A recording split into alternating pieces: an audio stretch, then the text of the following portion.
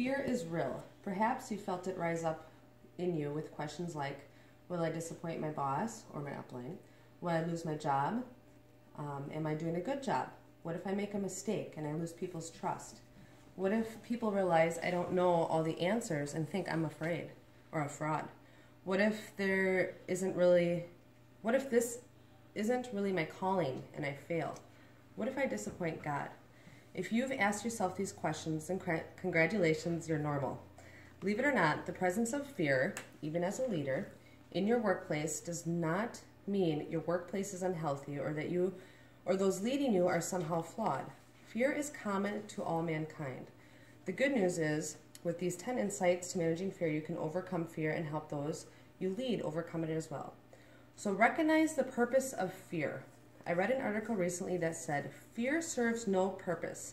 And while I understand the author's point, as a Christian, I believe that fear does indeed have a purpose manipulatively designed by the devil himself. Simply put, we must recognize the purpose of fear. It is to distract us from the work God has created us to do. How you respond to fear matters. There are some pretty common responses we all have to fear, responses that are deeply ingrained in our genetic makeup. They are responses that tell us to tuck our tails and run, or to stand our ground and fight, regardless of who goes down in the process. Being aware of our fear and how we personally respond to it helps us combat its effect and power over us. It is not the presence of fear, but a response to fear, both as leaders and as individuals, that matters. Beware of the lizard brain response. Seth Godin refers to our inherent desire to run away from our fears as a lizard brain, a word phrase I love because it totally communicates the primal nature of this response. Perhaps you know this better as fight or flight, but I think Seth is dead on with his description. And in truth, it reminds me to laugh at myself sometimes when I respond to fear in this way. Beware of when you're in lizard brain.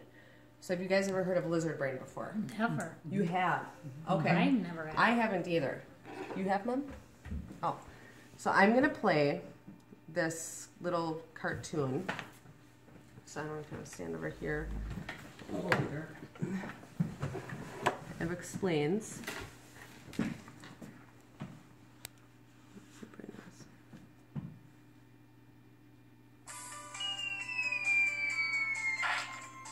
So what is your lizard brain?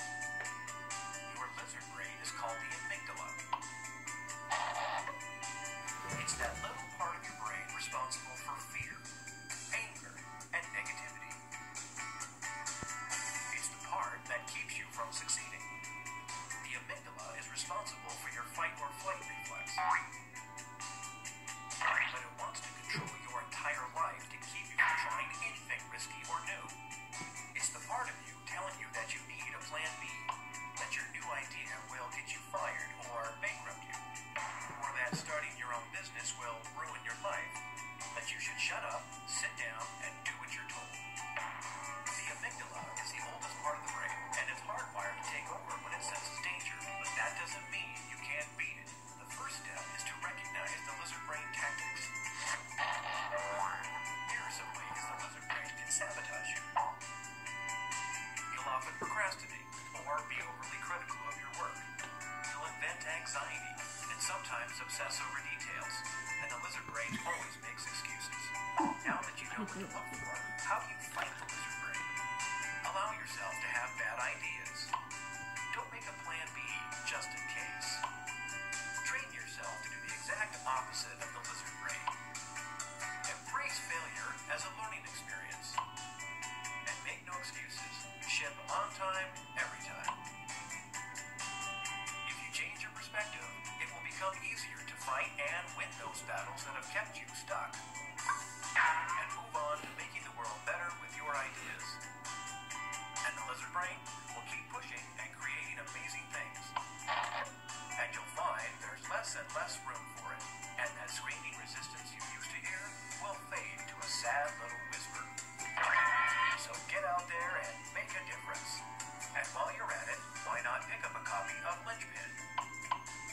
Okay, so that explains what lizard brain was. And I was like, holy cow, like, I have lizard brain a lot. Oh, I think we all. A lot.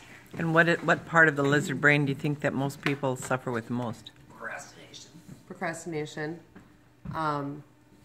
What was the last one? Is it overthinking? Yeah. Overthinking. So Excuses Get critical, Excuses, being overly yeah. critical of Of yourself. of yourself. Yep. So release your stress. Fear creates stress, and stress makes us selfish, self-righteous, judgmental, and paranoid. And trust me, no one wants to be friends with that version of you. The more stressed you feel, the more you give into the effects of fear. It is a vicious cycle. When you feel stressed out, find a release for your stress. Take a walk, take a break, read a book, talk to a friend. You know what works best for you. Don't go viral. Fear creates in us a viral response. I'm not talking social media viral responses here, folks. I mean a good old life-sucking virus. Fear creates in us an actual physical response.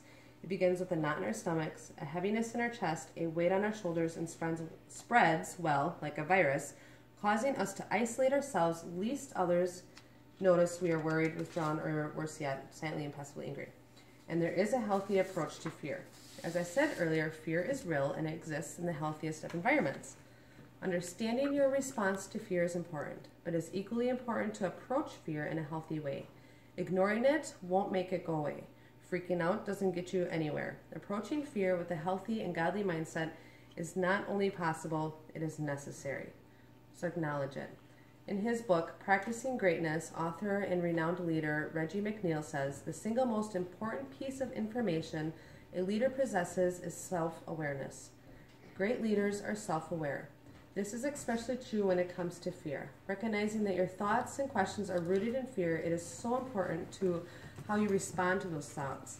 Simply acknowledge that fear is present can allow you to respond to it in a healthy way, making clear-headed versus boneheaded decisions. Expose it. I like to remind myself that when it comes to anything that is rooted in evil, darkness, and silence are constant companions. If fear's purpose is to keep us from living out God's purpose for us in our lives, then it makes sense that it would want us to be silent about what we fear. Finding a trusted advisor, a friend, an upline, talk with about your fears is so important to exposing them to the light. Being open about your fears and responding to them in a healthy way brings freedom. Speak truth over it. It is important for us to take a healthy look at our fear, acknowledge its presence, and adjust accordingly.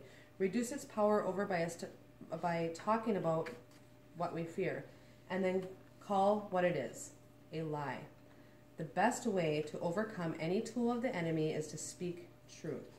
When you sense fear speaking to you, speak truth. Here it says example, people are not going to lose trust in me. That's fear talking. God has called me to his work. So basically these, I feel, are the affirmations that we need to do. Yeah, I know it's basic, but we so often overlook the power of simply speaking the truth. And lastly, a word about fear-driven environments. And lastly, I would completely remiss if I didn't address the fact that real fear-driven environments do exist. Fear-driven environments are often that way because the leader lacks the ability to lead effectively and can control the organization with those tactics. If you are in an organization that is fear-driven and cannot effectively change the culture, you have to decide whether your calling is there or if you need to break free. But great leadership requires a constant willingness to be transformed into the person we were created to be. By being aware of the source of fear and how it affects our perspective, we can use these insights to overcome fear and joyfully live out our purpose and our calling. So. That's good. Very good.